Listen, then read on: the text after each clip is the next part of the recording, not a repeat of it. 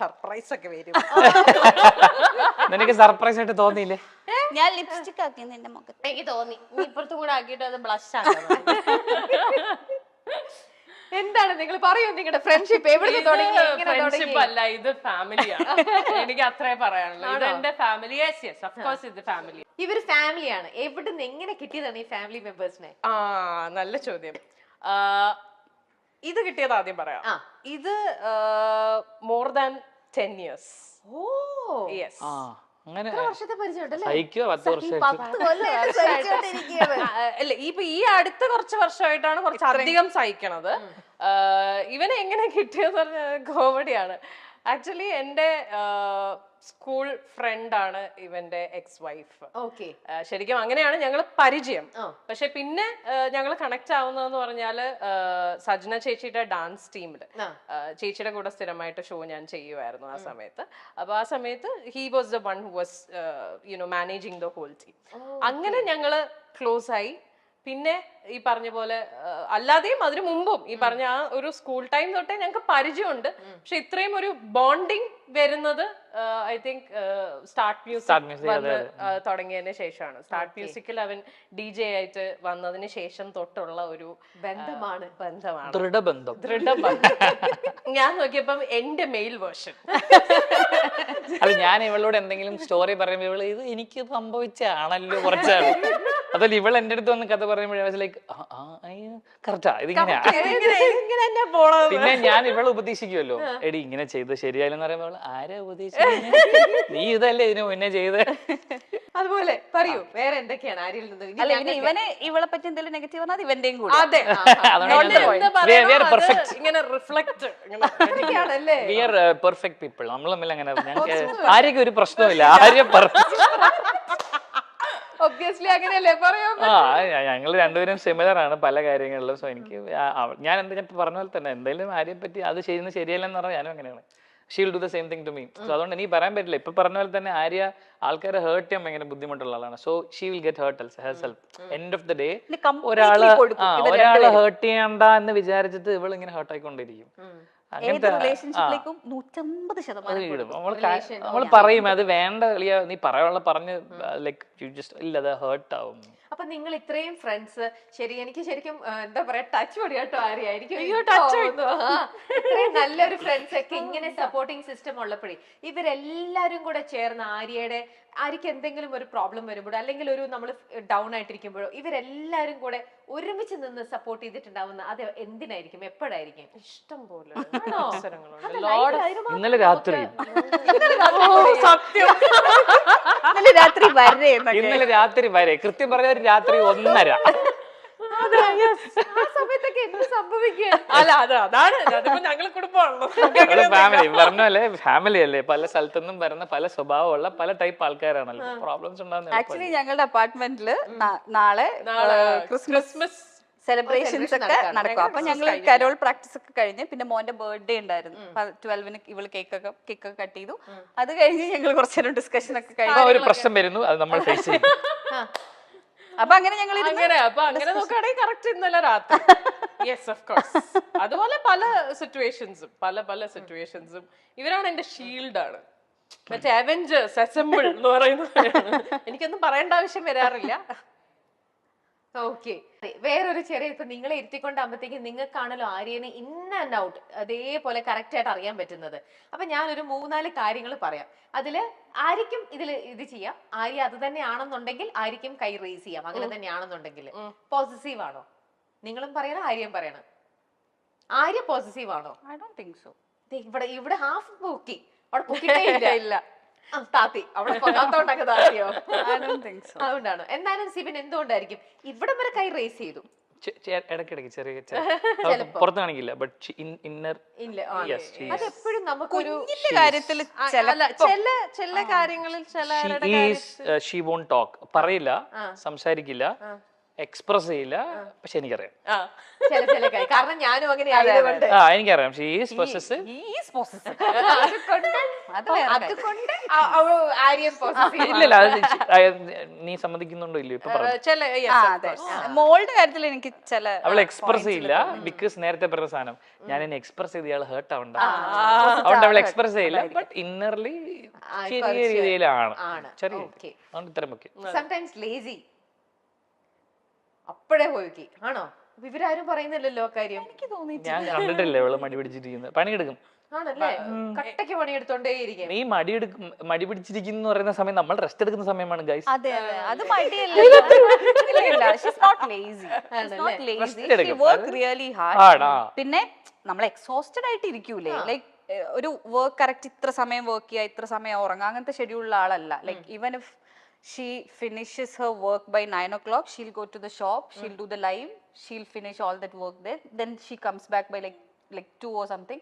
ചിലപ്പം പിന്നെ രാവിലെ എണീക്കുന്നത് ലേറ്റ് ആവുമായിരിക്കും അതിന് നമുക്ക് ലേസി ഒന്നുമല്ല റെസ്റ്റ് എടുക്കുന്ന സമയമാണ് ഷീ ഈസ് നോട്ട് ലേസി അപ്പൊ ആര്യക്ക് എന്തുകൊണ്ട് അങ്ങനെ തോന്നിട്ടുണ്ടാവുക അത് may be because you don't work out regularly അങ്ങനത്തെ ഇതാണോ പറയുന്ന ആസ്പെക്ട് തോന്നാറുണ്ട് ചില സമയത്തൊക്കെ ഞാനിങ്ങനെ എന്നുവെച്ചാൽ ചെറിയ ചെറിയ കാര്യങ്ങളിൽ ചിലപ്പോൾ എനിക്ക് മടി വരാറുണ്ട് അതായത് ചിലപ്പോൾ എനിക്ക് ഇരുന്നിട്ട് ഇങ്ങനെ ഇരിക്കുമ്പോൾ ചിലപ്പോൾ ഒരു കോഫി കുടിക്കണം എന്ന് തോന്നും പക്ഷെ അത് എണീറ്റ് പോയി ഇടാനുള്ള മടി അപ്പൊ ഞാൻ അവിടെ ആരാണോ തൊട്ടടുത്തുള്ളത് പറയും ഒരു കോഫി അങ്ങനത്തെ പരിപാടികളൊക്കെ എനിക്കുണ്ട് അത് ക്ഷീണം വേണ്ട സപ്പോർട്ടിങ് കണ്ടാ ഇനി എനിക്ക് എന്താ അത് അത് അവരങ്ങനെ ഞാൻ ഫുൾ ടൈം റെസ്റ്റാ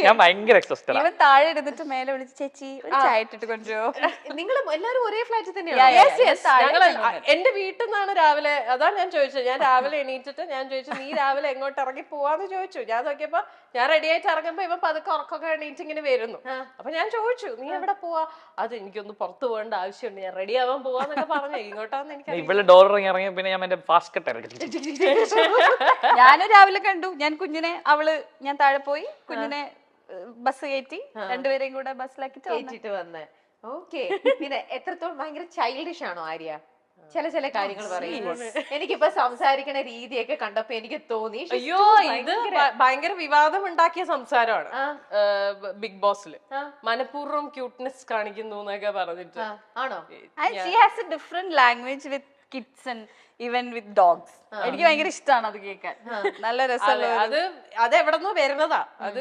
നാച്ചുറലി ഉള്ളതാണ് ഉണ്ടാക്കി പറയണതല്ല പക്ഷെ അത് ആ ഷോയില് വരുമ്പോ എല്ലാരും അങ്ങനെ ചിന്തിക്കുള്ളൂ ഓ ക്യൂട്ടാവാൻ വേണ്ടി ഇങ്ങനെയൊക്കെ കാണിക്കണം പക്ഷെ ഇത് ഞാൻ ചോദിച്ചപ്പോ തന്നെ ഫസ്റ്റ് കൈ ഒരു ഡൗട്ട് ഇല്ലാണ്ട് പെട്ടെന്ന് അതും ഫുൾ കൈ റേസ് ചെയ്തു സിവി അതെന്താ അങ്ങനെ തോന്നിയത് അല്ല അങ്ങനെയാണ് ചില സമയത്ത് ബിഹേവിയറും സംസാരവും പിണങ്ങിയിരിക്കുന്നത് അപ്പൊ കാണുമ്പോൾ ചില സമയത്ത് നമുക്ക് അല്ല ചില സമയത്ത് നമുക്ക് കുട്ടിക്കളി നമുക്ക് ഒരു പരിധി വരെ നല്ലതാണ് നമുക്കത് ക്യൂട്ട് ആയിട്ട് തോന്നും പക്ഷെ അറ്റ് ടൈംസ് ചില സിറ്റുവേഷനിൽ കുട്ടിയായിട്ട് ആ ഒരു കുട്ടിക്കളി അല്ലെങ്കിൽ ആ ഒരു ചൈൽഡിഷ് അപ്രോച്ചിൽ പോയി കഴിഞ്ഞാൽ നമുക്ക് ചില കാര്യങ്ങളിൽ അത് സെറ്റ് ആവൂല അപ്പൊ നിങ്ങൾക്ക് അങ്ങനെ തോന്നിയിട്ടുണ്ട് നീ ഇതുപോലെ ഇത്ര ചൈൽഡിഷ് ആയിട്ട് ഇല്ല അങ്ങനെ അല്ലല്ലോ നെവർ നെവർ നെവർ ഇല്ല ഇത് ലെഷർ ടൈംസിലോ അല്ലെങ്കിൽ ചുമ്മാ fun പരിപാടിയിലോ when it comes to കാര്യങ്ങളൊക്കെ very serious and she calls kushi what do you call kushi എന്താ വിളിക്കണ കുഷീനെ വിളിക്കണ ഞാൻ വിളിക്കാറില്ല ഇടക്ക് അമ്പുടു കുശുമ്പുടു അങ്ങനെ വിളിക്കും അതാരെ കുഷിയാരാ മോള് കുശിന്റെ മോളാ ഓക്കേ ഇവിടെ കുശുങ്കുടുക്കും അപ്പം ഞാനും തൂക്കി ഞാനും മെസ്സേജ് അയക്കുമ്പോ അങ്ങനെ ചോദിക്കാം ശുംബുടു എവിടെ കുശുമ്പുടു അങ്ങനെ വിളിക്കും അല്ലാതെ when it comes to life അല്ലെങ്കിൽ സീരിയസ് മാറ്റേഴ്സ് ഡിസിഷൻസിലൊന്നും അങ്ങനെ very ആവാറില്ല. Childish. വേറെ മോഡ് അന്യൻ മോഡാണ് ഓക്കെ നെക്സ്റ്റ് വൺ ഇമോഷണലി ഭയങ്കര വീക്ക് ആണ് ഓൾറെഡി പറഞ്ഞു അല്ലേ അതും ഷിബില I don't think യോജിക്കുന്നില്ല she's emotionally weak. She's sensitive. കാണിക്കാത്തതാണ് ഇവള് ഭയങ്കര week No, she's not emotionally weak. I don't agree. ഇവള് ചുമ്മാ ബിൽഡപ്പ് പിടിക്കുന്നത് ഭയങ്കര വീക്കാണ് She's not emotionally നമ്മൾ weak. കഥ but അടയ്ക്കുന്ന ഒരു she's സെൻസ് sensitive. മറ്റേ ഇപ്പൊ എന്തെങ്കിലും ഒരു incident I am very strong എന്നൊക്കെ പറഞ്ഞ കഥ അടച്ച് എന്തല്ലേ അതിന് ഇമോഷണലി വീക്ക് എന്നാണോ പറയാ? പിന്നെ എന്താ പറയണ്ടേ ഇമോഷണലി വീക്ക് ഇവള് ഭയങ്കര സീനാണ് അതിന് സെൻസിറ്റീവ് എന്നല്ലേ പറയാ? സെൻസിറ്റീവ് അത് She തന്നെയാണ് is sensitive, I agree, but she's not emotionally weak. Okay where is the English teacher അല്ല ഇംഗ്ലീഷ് ടീച്ചറിനെ വിളിക്കും ഇമോഷണലി വീക്ക് ആവുന്നോണ്ടാണ് പിള്ളേരെ ട്യൂഷൻ പഠിപ്പിക്കുന്നോണ്ട് ഈ രണ്ട് ഭയങ്കര ഇംഗ്ലീഷിൽ ഇപ്പം She is sensitive, but I don't think she's emotionally. Emotionally weak ആണ് പുറത്ത് കാണിക്കാതെ she's weak actually and that's the reason why ഈ പറഞ്ഞ ഈ കുറച്ച് പ്രശ്നങ്ങളൊക്കെ ലൈഫിൽ ഉണ്ടായതിന്റെ റീസണും ഇമോഷണലി വീക്ക് ആയതുകൊണ്ടാണ്. അത് യൂട്ടിലൈസ് ചെയ്യപ്പെടുന്നു. ആക്ച്വലി ഞാൻ രമേശ് ഞാൻ തുടക്കത്തിൽ പറഞ്ഞു ഞാൻ 2 എക്സ്ട്രീമാണ്. ഞാൻ ഇമോഷണലി സ്ട്രോങ്ങുമാണ് വീക്കുമാണ്. സ്ട്രോങ് ആണെങ്കിൽ ഞാൻ അപ്പുറത്തെ ബോൾഡ് ആണ്, വീക്ക് ആണെങ്കിൽ ഞാൻ ഭയങ്കര weak ആ. എല്ലാ എക്സ്ട്രീംസും എനിക്ക് അവിടെ യൂഷ്വലി ഉണ്ടായിരുന്ന ഒരു ഡൗൺഫോൾ എന്ന് പൊങ്ങി വന്നിട്ടുള്ളത് ഞാൻ കേട്ടിട്ടുണ്ട്, ഞാൻ ഒരു പരിധിവരെ കാണുന്നുണ്ട്. അത് വെച്ച് എനിക്ക് I don't think she's emotionally week, she's sensitive. ആ സെൻസിറ്റിവിറ്റി കാരണം ചില കാര്യങ്ങൾ തെറ്റാന്ന് അറിഞ്ഞിട്ടും ചിലപ്പം ചെയ്തിട്ടുണ്ടാവും. ചില കാര്യങ്ങൾ ഇത് ശരിയാണ് പക്ഷെ ഇതിപ്പോ ഞാൻ ചെയ്യണ്ടെന്ന് വിചാരിക്കുന്നുണ്ടാവും, അല്ലെങ്കിൽ അങ്ങനത്തെ ഡിസിഷൻസ് എടുത്തിട്ടുണ്ടാവാം. But I don't think she's weak ആണെങ്കിൽ I don't think she'll be sitting here right. Okay okay good. Next one, over caring. എല്ലാരും അങ്ങോട്ടും ഇങ്ങോട്ടും നോക്കുന്നുണ്ട്. ആണോ? ആ, അതായത് കെയറിംഗ് ആണ്, പക്ഷെ അതെങ്ങനെ ഓവർ കെയറിംഗ് ആവണമെന്ന് വെച്ചാല് എല്ലാവരെയും അവളിങ്ങനെ എല്ലാവർക്കും എല്ലാം ഇങ്ങനെ പ്രൊവൈഡ് ചെയ്ത് നിൽക്കും. ആസ് എൻ ഫാമിലിയിലാണെങ്കിലും വീട്ടിലാണെങ്കിലും പിന്നെ ഷീസ് ദ പ്രൊവൈഡർ. ഞാൻ പൊക്കി ഇപ്പോഴാണ് ശരിക്കും ഒന്ന് ആലോചിച്ച് നോക്കിയത്. മനസ്സിലായി? ഇങ്ങനെ പ്രൊവൈഡർ ആയിട്ട് നിൽക്കുമ്പോൾ എന്താ സംഭവിക്കാന്ന് വെച്ചാൽ അവര് പണിയെടുക്കില്ല. നമ്മൾ will have to be a provider for life time അല്ലേ? നമ്മൾ കൊടുത്തോണ്ടിരുന്ന നമ്മൾ അതാണ് over caring. In that terms എങ്ങനെ സാധിക്കുന്നു? ഭയങ്കര ഇന്റലക്ച്വൽ ആയിട്ടുള്ള സൈക്കോളജിസ്റ്റ് ആണ്, ഞാൻ മറന്നുപോയി. കുറച്ച് ഇന്റലക്ച്വൽ ആയിട്ടുള്ള ആണോ? അതിന്റെ കുഴപ്പമാണ്, ഭയങ്കര ബുദ്ധിയാണ്. മുടിയെ കൂടുതലൊന്നും പറയാം. അല്ല, അപ്പൊ സിബിൻ എന്തുകൊണ്ട് ആദ്യം ഒരു ഡൗട്ട്ഫുൾ നിന്നു, പിന്നെയാണ് അല്ല ചേച്ചി സൈക്കോളജിസ്റ്റ് എന്നെ ഉണർത്തി എന്തൊക്കെ കാര്യങ്ങൾ പറയണം. അല്ല എന്താ ദാറ്റ്സ് എ റീസൺ. ഞാൻ ഇപ്പൊ പറഞ്ഞ ചേച്ചി പറഞ്ഞ റീസൺ നമ്മൾ പ്രൊവൈഡർ ആണ്. അപ്പം ചില കാര്യങ്ങൾ നമുക്കൊരു 10 വയസ്സ് വരെ അല്ലെങ്കിൽ ഒരു കുട്ടീനെ നമുക്കൊരു 18 വയസ്സ് വരെയൊക്കെ നമുക്ക് നോക്കാം. അത് കഴിഞ്ഞ് കഴിഞ്ഞാൽ നമ്മൾ പിന്നെ അവരെ നോക്കിക്കൊണ്ടിരുന്ന നമ്മൾ ആക്ച്വലി അവരെ ദ്രോഹിക്കുന്നതിന് തുല്യമാണ്.